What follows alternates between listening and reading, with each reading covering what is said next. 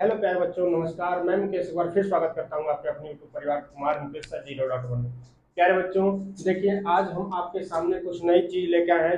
हमारे सामने क्या लिखा हुआ है कि नई शिक्षा नीति। तो ये सही बात है कि 2024 की नई शिक्षा नीति जो है लागू हो चुकी है, चूंकि 2023 का था, 2024 में लागू हुआ है। यहाँ देखिए फार्मूला भी फिट हो गया। क्या 5+3+3+4 का फार्मूला है। पहले क्या था, 10+2 वाला फार्मूला, पुराना फार्मूला जो था 10+2 वाला फार्मूला, लेकिन अब जाके 5+3+3+4 वाला फार्मूला हम आपके सामने लिख दिए हैं और बहुत ही अच्छे तरीके से इसको समझाएंगे कि इसका मतलब क्या है, कैसे क्या करना है। ठीक है। नई शिक्षा नीति इस साल तो जो बच्चे हैं 10वीं की परीक्षा देंगे, लेकिन अब जाके 10वीं का जो बोर्ड एग्जाम होता था खत्म कर दिया गया है। इसके बाद बोर्ड एग्जाम डायरेक्ट जो हो 12 में हम जाएंगे तब देंगे। ठीक है। यहाँ देखिए कह रहा है 5 ईयर फंडामेंटल। जब 4 साल का बच्चा हो जाएगा उसके बाद कहा जाएगा नर्सरी में जाएगा। ठीक है। बहुत ही सटीक तरीके से क्या किया गया है, इस शिक्षा नीति को बनाया गया है और हमको जहां तक उम्मीद है कि अच्छा ही है। इसकी खास बातें भी यहाँ लिख दी गई हैं। चल के आगे हम बात करेंगे, आपको कोई डाउट नहीं रहेगा। ऐसा सारी चीजें क्लियर करते चलेंगे बहुत ही अच्छे तरीके से। इसको हम सजा के लिख दिए हैं क्योंकि कोई भी दिक्कत ना आए आपको समझने में। ठीक है, चलिए। तो देखिए 4 साल का जब बच्चा हो जाएगा तो वह नर्सरी में जाएगा। ठीक है। उसका जो हम एलकेजी बोलते हैं, यूकेजी बोलते हैं, यानी लोअर अपर। 5 साल का बच्चा होगा तो जूनियर केजी में जाएगा। इसके बाद 6 साल का जब बच्चा होगा तो सीनियर केजी में जाएगा। बात समझिएगा। इसके बाद 7 साल का बच्चा हो रहा है तो स्टैंडर्ड फर्स्ट स्टैंडर्ड में जाएगा, यानी पहली क्लास में। हिंदी और इंग्लिश मीडियम वाले बच्चे सबके लिए है कि जब 7 साल का बच्चा होगा तो फर्स्ट स्टैंडर्ड यानी पहली क्लास में। दूसरी क्लास में कब जाएगा, जब 8 साल का हो जा रहा था। ऐसे ही ये हम 5 साल का फंडामेंटल दिया है तो 5 साल का तो समझ लीजिए। इसके बाद हम समझते हैं 3 साल में 6, 7, 8 नंबर पे लिखा हुआ है, यानी इस पे दिया है थर्ड स्टैंडर्ड में।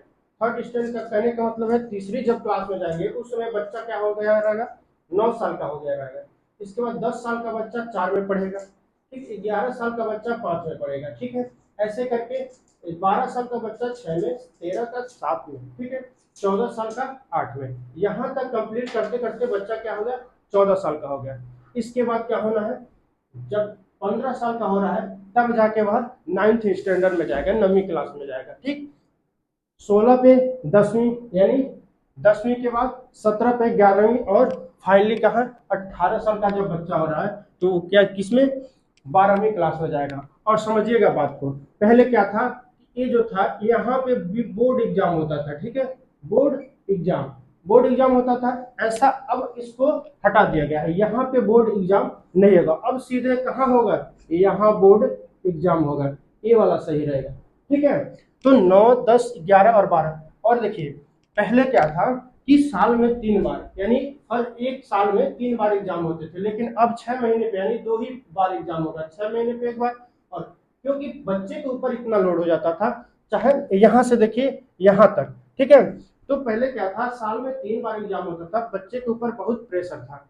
ठीक है। बात को समझिएगा कि प्रेशर के कारण बच्चा पढ़ नहीं पाता था और हर 3 महीने पे उसको दिक्कत आ जाती थी कि भाई एग्जाम देना है। ठीक है। सिलेबस की भी दिक्कत हो जाती थी, चाहे तैयारी करने में भी। तो यहाँ चल के और बच्चा डरने लगता है स्कूल में। तो जो 5 साल तक पढ़ाई है यहाँ सेकेंड तक, वहां तक क्या कर दिया है कि 6 महीने पे एग्जाम देना है, यानी 6 महीने पे एक बार और 6 महीने पे एक बार, साल में 2 ही एग्जाम होंगे। ठीक है।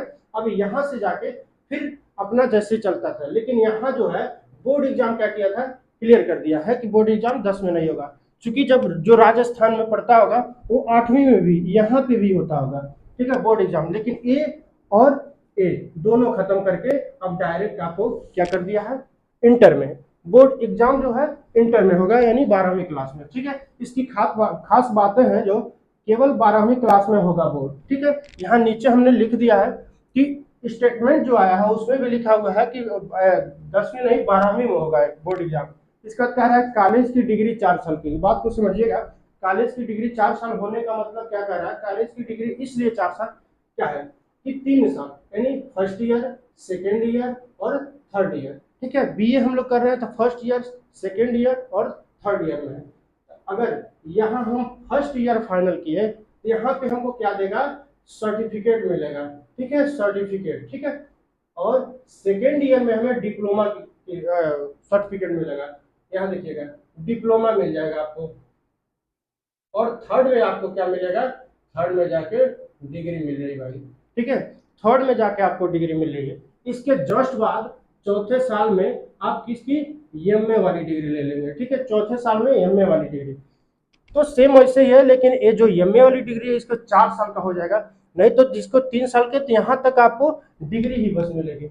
उसके बाद समझिएगा एक चीज और लागू कर दिया है, ठीक है, एक चीज और लागू कर दिया है कि एमए करने वाला जो बच्चा होगा डायरेक्ट क्या कर लेगा, पीएचडी का पीएचडी कर सकता है, ठीक है, डायरेक्ट क्या, अभी इसके बारे में क्लियर नहीं हुआ है कि एंट्रेंस एग्जाम के द्वारा एंट्री होगा कि कैसे होगा, लेकिन ये है कि एमए के बाद वो डायरेक्ट पीएचडी में जाएगा, ठीक है। देखिए यहाँ लिख दिया है कि 10वीं बोर्ड खत्म, अब 5वीं तक के छात्रों को मातृभाषा, ठीक है, 5वीं तक के छात्र ये जो वाले हैं 5 ईयर फंडामेंटल, ये वाले जो है यहाँ इसको मातृभाषा, ठीक, स्थानीय भाषा और क्या है राष्ट्रभाषा में भी पढ़ाया जाएगा। यहाँ कहने का मतलब है कि बच्चे को उस स्टैंडर्ड से नहीं, कहाँ तक, देखिए इसके बाद कोई भी सब्जेक्ट हो वो एक सब्जेक्ट के तौर पे ही माना जाएगा, लेकिन भाषा की बात करेंगे इन्हीं मातृभाषा, स्थानीय भाषा और राष्ट्रभाषा, यानी बिहार में जाएंगे तो भोजपुरी, तो भोजपुरी में 1 से 5 तक पढ़ाया जाएगा, ठीक है, ऐसे जहाँ की स्थानीय भाषा लोकल जो होगी उसी भाषा में पढ़ाया जाएगा, ठीक। उसके बाद समझिएगा यहाँ पर एक सब्जेक्ट के तौर पे पढ़ाया जाएगा, कौन से विषय, चाहे वो अंग्रेजी ही क्यों ना हो, अंग्रेजी विषय भी रहेगा तो वो भी एक सब्जेक्ट के तौर पे, हाँ, क्योंकि जानकारी के लिए, लेकिन ऐसा कुछ नहीं फाउंडेशन है नहीं बच्चे को इंग्लिश नहीं पढ़ाना है, ऐसा कुछ नहीं यहाँ पे लिखा गया है, 1 से 5 तक बच्चे को वहाँ की स्थानीय भाषा होगी उसी में पढ़ाना है, ठीक है। चलिए अब अगले पॉइंट पे चलते हैं। अगला पॉइंट है कि पहले 10वीं बोर्ड परीक्षा देना अनिवार्य होता था, जो अब नहीं होगा, ठीक है, हम लोग पहले ही बात कर चुके हैं कि पहले 10वीं की बोर्ड की परीक्षा देना अनिवार्य होता था, ठीक है, लेकिन अब ऐसा कुछ नहीं है, 10वीं बोर्ड परीक्षा नहीं देना है, डायरेक्ट इंटर वाली परीक्षा देना भाई 12वीं की, ठीक है, 9वीं से 12वीं क्लास तक सेमेस्टर में परीक्षा होगी, ठीक, स्कूली शिक्षा को 5+3+3+4 फार्मूले के तहत पढ़ाया जाएगा, ठीक है, हम लोग पहले भी बात कर चुके हैं कि फार्मूला मेरा क्या होगा, ये याद रखिएगा 5+3+3+4, ठीक है। उसके बाद कह रहा है कि 9वीं से 12वीं तक सेमेस्टर वाइज, तो ये समझ लीजिए कि इसका सेमेस्टर वाइज एग्जाम होगा, ठीक, तो 6 मंथ में सेमेस्टर वाइज पेपर होगा आपका। उसके बाद यहाँ कह रहा है वही कॉलेज की डिग्री 3 और 4 साल की होगी, यानी ग्रेजुएशन के पहले साल, बात समझिएगा, कह रहा है कि ग्रेजुएशन के पहले साल अगर आप बीए कर रहे हैं या बीएससी कर रहे हैं, ठीक है, हम लोग पहले भी बात किए हैं, बीए कर रहे हैं या बीएससी कर रहे हैं तो उसमें पहले साल जो मिलेगा वह सर्टिफिकेट मिलेगा, ठीक, यहाँ भी है, यानी ग्रेजुएशन के पहले साल सर्टिफिकेट, दूसरे साल डिप्लोमा, तीसरे साल में डिग्री मिल जाएगी आपको, ठीक है। ग्रेजुएशन के बाद आपको 1 साल में एमए कर लेंगे, और एमए के जस्ट बाद क्या कर सकते हैं, पीएचडी कर सकते हैं, ठीक है, ऐसा क्लियरली नहीं बताया गया है कि आपको इंट्रेंस एग्जाम के द्वारा पास करके तब पीएचडी करना है या क्या करना है, वो आगे क्लियर हो जाएगा, ठीक है। यहाँ देखिए 3 साल की डिग्री उन छात्रों के लिए है जिन्हें हायर एजुकेशन नहीं लेना है, 3 साल का डिग्री जो है, जिस डिग्री की बात कर रहे हैं ग्रेजुएशन वाला, वह उन छात्रों के लिए है जिन्हें हायर एजुकेशन नहीं लेना है, मतलब हायर एजुकेशन मतलब आगे की पढ़ाई नहीं करना है, उन लोगों के लिए 3 साल की डिग्री, वरना 4 साल की डिग्री करना पड़ेगा, उसके बाद ही आगे की पढ़ाई कर सकते हैं। वही हायर एजुकेशन छात्र वाले 4 साल की डिग्री करनी होगी, 4 साल की डिग्री करने वाले छात्र 1 साल में एमए कर सकेंगे, ठीक है, बात को हम लोग समझ चुके हैं पहले। एमए के छात्र अब सीधे पीएचडी कर सकेंगे, यहाँ भी लिखा है छात्र बीच में कर सकेंगे दूसरे कोर्स। सबसे इंपॉर्टेंट बात है भाई कि ये समझ लीजिए कि आप कोई ग्रेजुएशन कर रहे हैं, ठीक है, उसके साथ अगर कोई भी कोर्स करना चाहें, ठीक है, तो इसके साथ आप कर सकते हैं। यहाँ दे दिया है कि छात्र बीच में कर सकेंगे दूसरे कोर्स, कोई भी कोर्स अगर करना होगा तो बीच में, वो भी क्या, आपको कुछ दिनों के लिए छुट्टी लेके उस बीच में आप दूसरा कोर्स भी कर सकते हैं। देखिए आज वर्तमान शिक्षा मंत्री भारत सरकार के कौन है, धर्मेंद्र प्रधान, इस चीज को याद रखना है, ठीक है। न्यू पॉलिसी जो है, न्यू एजुकेशन पॉलिसी है, न्यू एजुकेशन पॉलिसी की तरह जितना भी पॉइंट था हम लोग समझ लिए।